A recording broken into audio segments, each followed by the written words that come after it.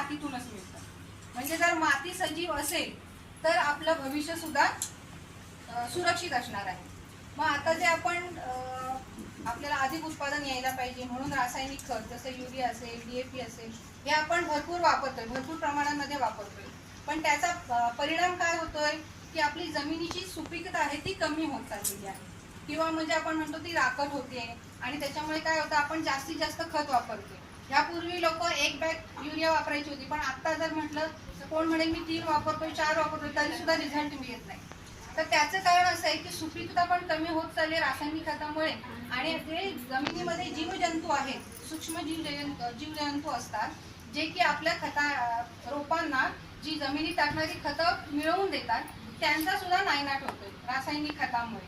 मग ह्याच्यासाठी आपल्याला संतुलित खत वापरायचं आहे. म्हणजे काय करायचं आहे, तर रासायनिक खताबरोबर आपल्याला जैविक खतं वापरायची आहे. मग ती कुठली, तर हिरवळीची खतं असतील, गांडूळ खत असेल, त्याच्यानंतर आपण जीवामृत आहे, म्हणजे आपण त्या गटाच्या माध्यमातून प्रशिक्षणातून आपल्या लोकांना जीवामृत, दशपर्णी अर्क, बीजामृत हे सुद्धा आपण प्रात्यक्षिक करून दाखवलेलं आहे.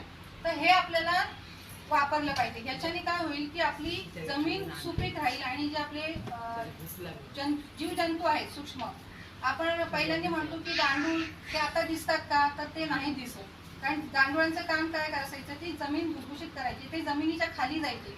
त्याच्यामुळे जमिनीमध्ये होल तयार होऊन ती त्याच्यामध्ये पाणी साठवण्याची क्षमता, असे वेगवेगळे जीवजंतू आपल्या जमिनीत आहेत, पण रासायनिक खतामुळे ते नष्ट झालेले आहेत. मग त्याच्यामुळे आपण ही संतुलित खत व्यवस्थापन ही सुद्धा आपण मोहीम राबवतो, जेणेकरून शेतकऱ्यांनी रासायनिक खताबरोबर जैविक खतांचा सुद्धा वापर केला पाहिजे.